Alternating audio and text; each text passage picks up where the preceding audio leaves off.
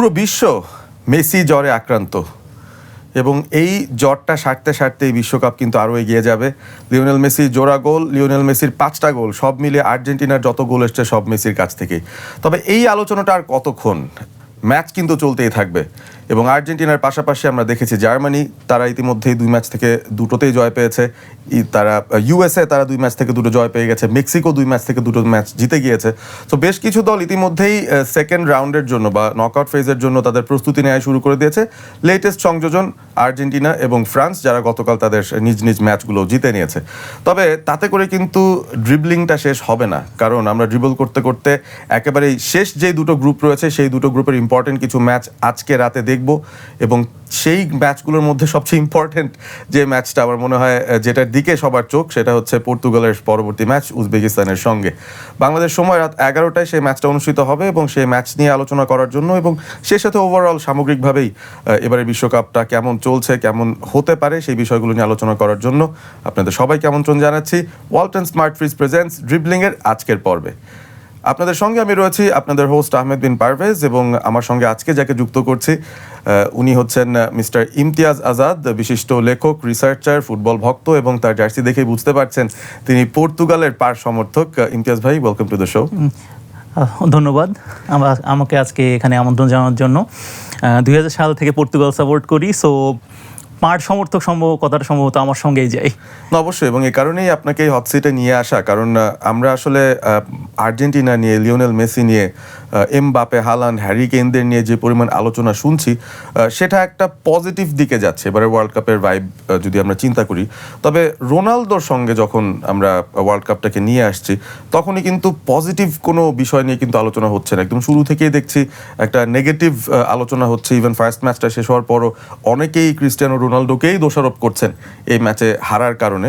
তো আমি প্রথমে আসলে এই বিষয়গুলোতে যাওয়ার আগে আপনার গল্পটা একটু জানতে চাই যে আপনি পর্তুগাল ভক্ত কিভাবে হলেন এবং পর্তুগালের ব্যাপারে আপনার প্রাথমিক ধারণাটা কি, মানে কোন ধরনের দল তারা, বিশ্ব ফুটবলে তাদের কন্ট্রিবিউশনটা কীরকম? আচ্ছা, আমার পর্তুগাল ফ্যান হওয়ার পিছনের গল্পটা প্রায় 26 বছর আগের। 2000 সালে ইউরো হয়েছিল হল্যান্ডের মাঠে। তো আমি মাত্র তখন ফুটবল বুঝতে শিখেছি, আমি তখন ক্লাস 7-এ পড়ি। আমি মাত্র ফুটবলটা বুঝতে শিখেছি এবং ওই সময়ে আপনার মনে আছে কিনা জানি না, পর্তুগালের গোল্ডেন জেনারেশন, ফিগো, রুই কস্টা, নুনো গোমেজ, পলেতা, এরা খেলছিল। তো ওরা 2000 ইউরোতে যেইভাবে খেলেছিল ওইটা দেখে আমি ওদের ফ্যান হয়ে গেলাম। আমি তখনও জানি যে পর্তুগাল এমন কোনো দল না, বিশেষ করে ব্রাজিল, আর্জেন্টিনার পাশে তো কিছুই না। তারপর আসলে পছন্দ তো ওরকম সূত্র মেনে হয় না। তো তখন থেকেই পর্তুগাল প্রতি সামান্য দুর্বলতা। 2002 সালে তো প্রথম রাউন্ড থেকেই বাদ পড়লাম। 2006 সালে আমাদের সর্বোচ্চ সাফল্য আমার দেখা, চতুর্থ হওয়া, এবং তারপরে তো আমরা দেখছি রোনালদো দিনের পর দিন টেনে নিয়ে গেছেন। 16 সালে ইউরো জিতলাম, এরপরে 2টা নেশনস লিগ, যদিও সেটাকে অনেকেই দাম দিতে চান না, নেশনস লিগ জিতলাম, তারপরে এরকম চলছে আর কি। এখন যে পরিস্থিতি পর্তুগালের, আপনি যেটা বললেন একেবারে সঠিক যে হ্যাঁ, 2006 থেকে রোনালদো যখন এসছেন তারপর তিনিই দলের মূল তারকা, তার নামেই অনেকে পর্তুগাল দলটাকে চেনেন। সেই গোল্ডেন জেনারেশন পার করে এসে আরও বেশ এক যুগের মতো পারও হয়ে গেছে। তবে এই সময়টার ভেতরে রোনালদোর এভলিউশনের সাথে সাথে পর্তুগালেরও আসলে নিয়মিত যে বিশ্বকাপে আসা, সেটাই তো একটা রেগুলার ফিচার হয়ে গিয়েছে। সো এই রোনালদোর এভলিউশনের সাথে পর্তুগালের যেই এভলিউশনটা, আস্তে আস্তে তারা যে মোটামুটি কোনো বড় টুর্নামেন্ট হলে তাদেরকেও কিন্তু ওই বড় দলের কাতারে এখন রাখা হয়, যদিও তাদের সেই সাকসেসটা নাই।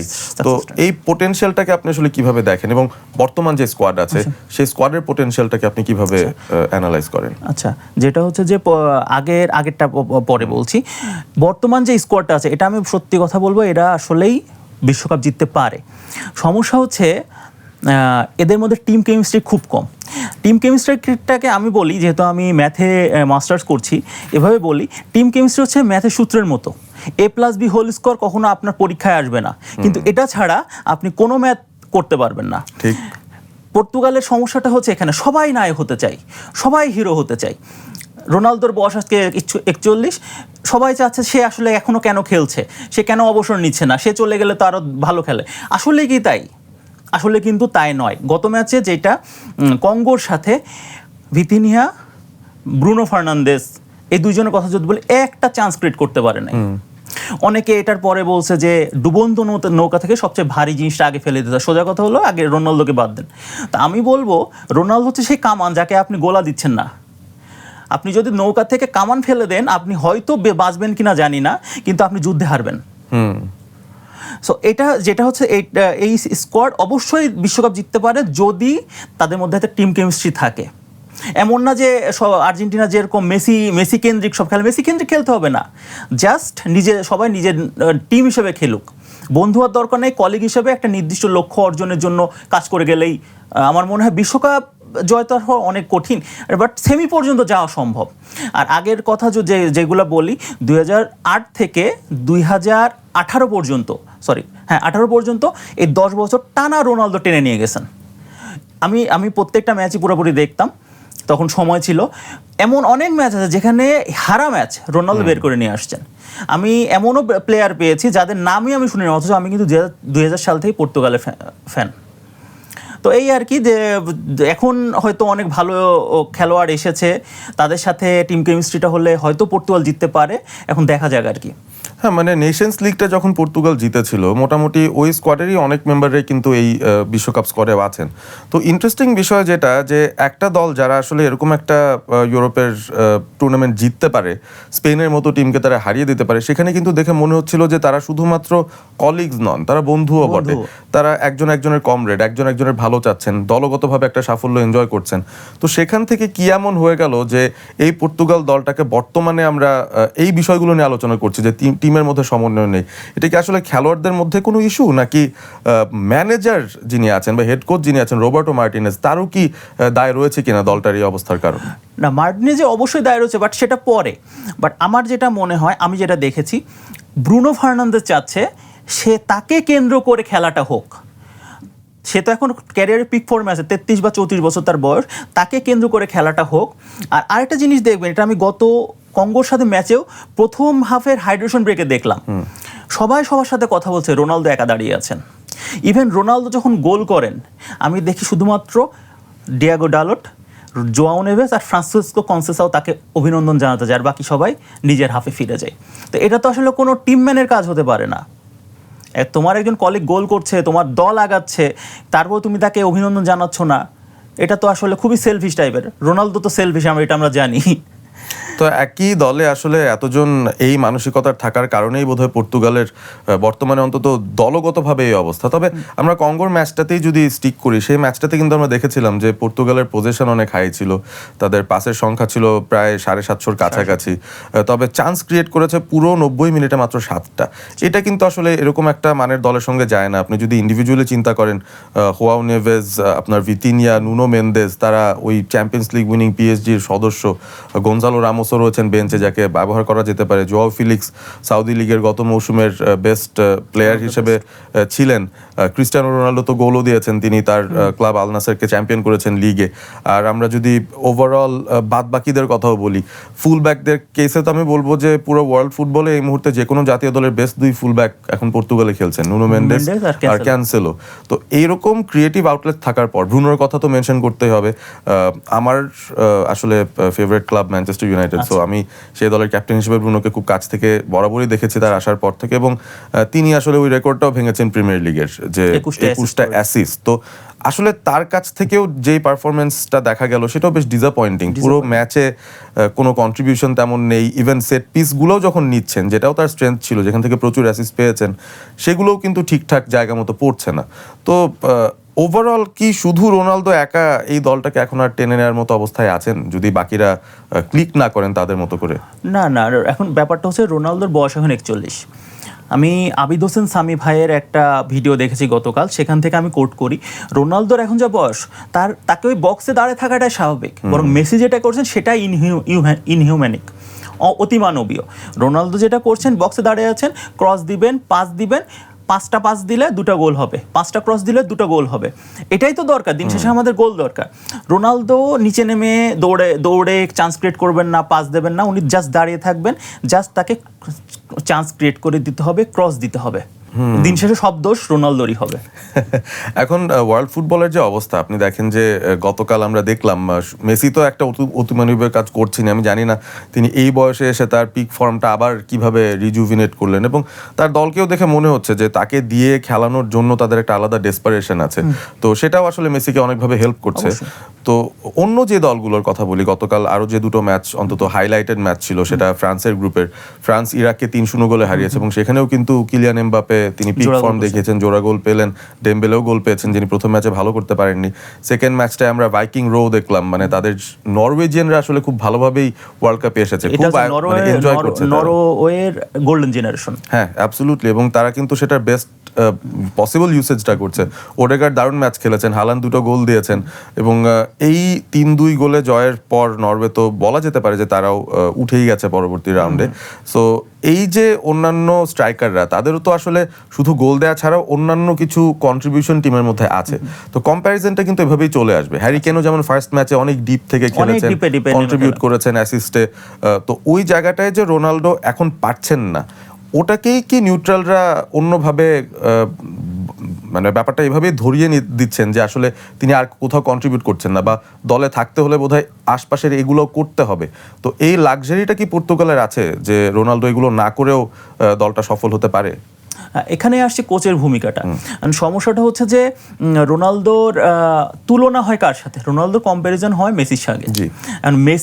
মেসির স্ট্যান্ডার্ড এত উঁচুতে যে রোনালদো সামান্য ব্যর্থ হলেও, গোল না পেলেও, যে ইভেন তাকে ক্রস দেওয়া না হলো, সেটা রোনালদোরই দোষ। আরেকটা জিনিস হলো, আমি এটা হয়তো পর্তুগাল ফ্যানরা আমার সাথে একমত হবেন না, সমস্যাটা হচ্ছে রোনালদো আমাদেরকে বিশ্বাস করিয়েছেন যে 41 বছর বয়সে বাইসাইকেল কিক দিয়ে থেকে গোল করা যায়। রোনালদো আমাদেরকে বিশ্বাস করিয়েছেন যে এই বয়সে এসেও লাফিয়ে উঠে হেড দেওয়া যায়, এবং নট অনলি দ্যাট, স্কোরও করা যায়। তো আমরা বিশ্বাস করতে শুরু করেছি যে আসলে ফিজিক্সের সব ল আর সবার ক্ষেত্রে খাটতে পারে, রোনালদোর ক্ষেত্রে খাটবে না। এই সময় যখন রোনালদো ব্যর্থ হচ্ছেন, গোল পাচ্ছে না, তখন আমাদের মনে হচ্ছে রোনালদো বোধহয় হি ইজ ফিনিশড। কিন্তু আসলে কি তাই? জরা বা বার্ধক্যের কাছে তো সবাইকেই থামতে হয়, কাউকে একটু আগে, কাউকে একটু পরে।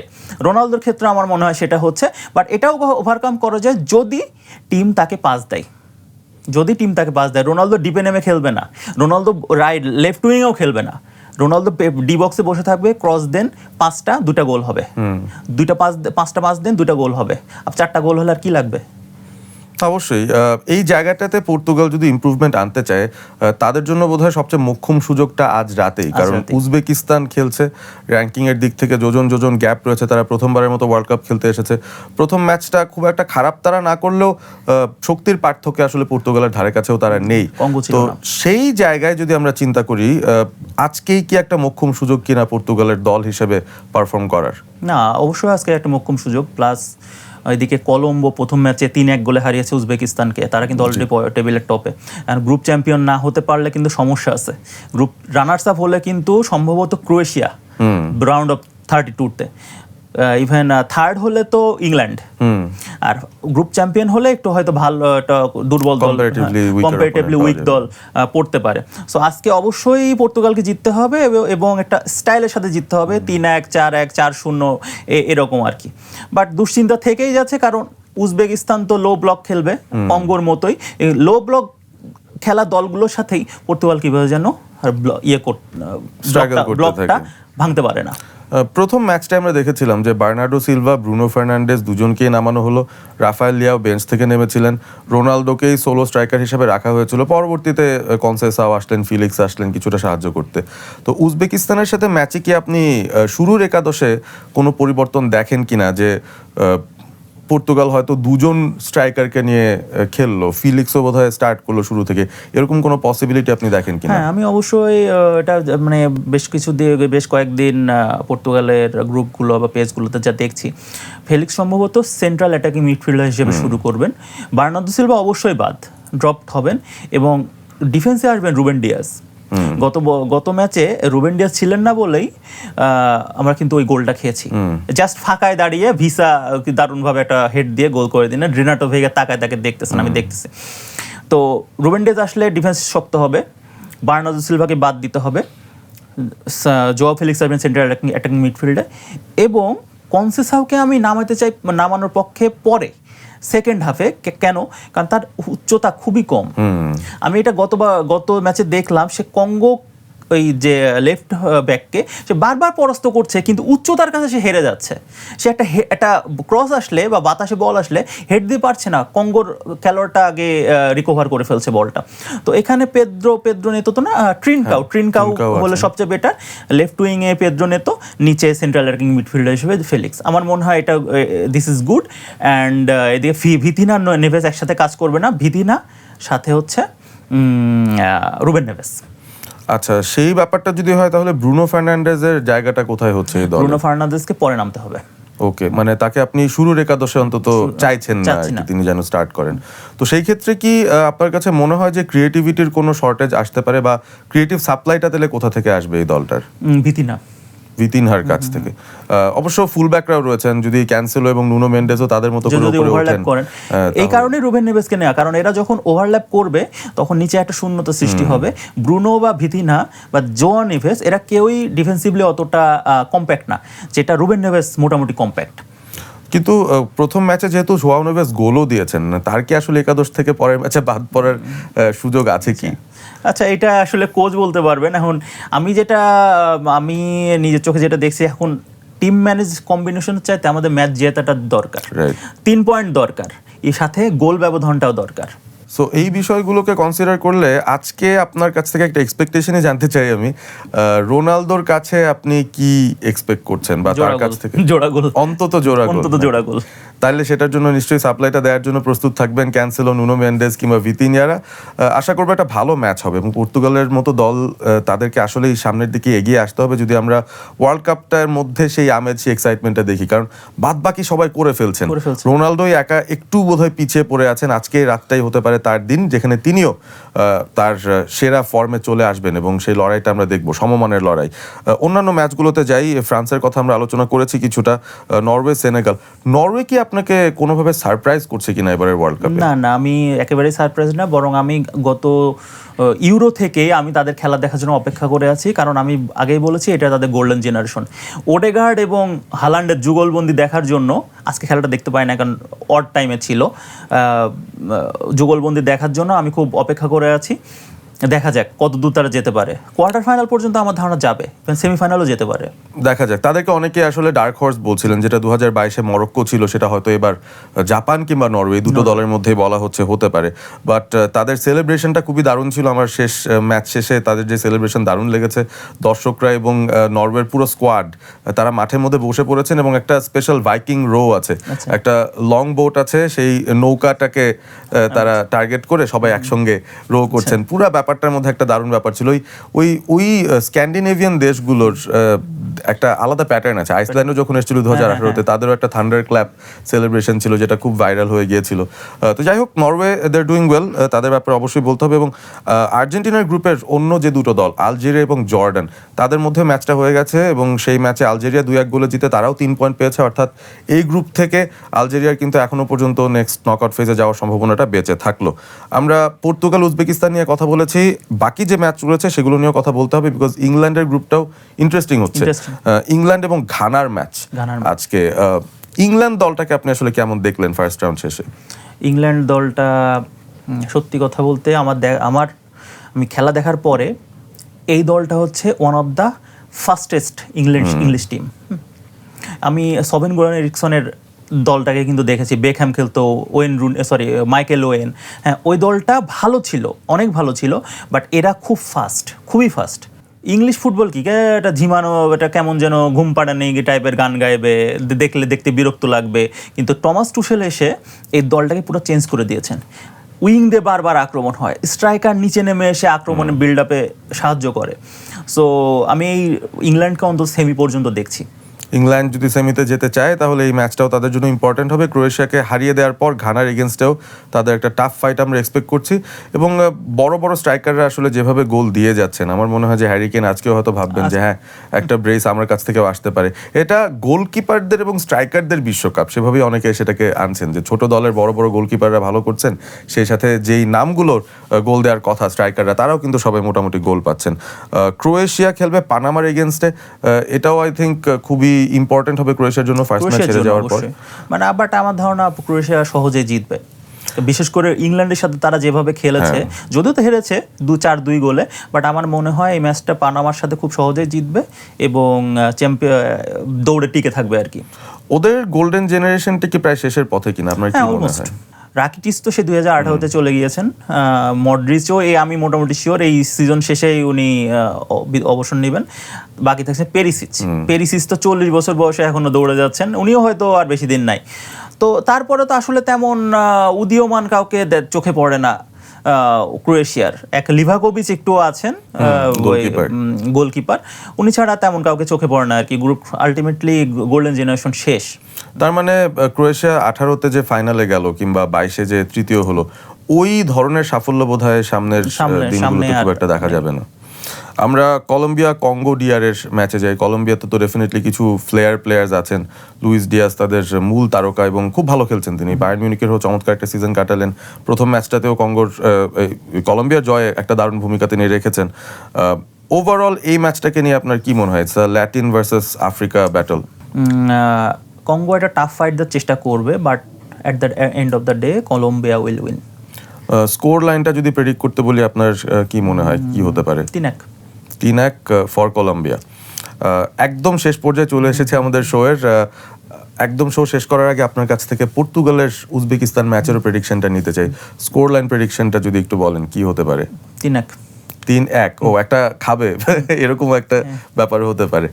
যাই হোক, we should have an entertaining game. অনেক অনেক ধন্যবাদ ইমতিয়াজ আজাদ আপনাকে আমাদের সঙ্গে থাকার জন্য।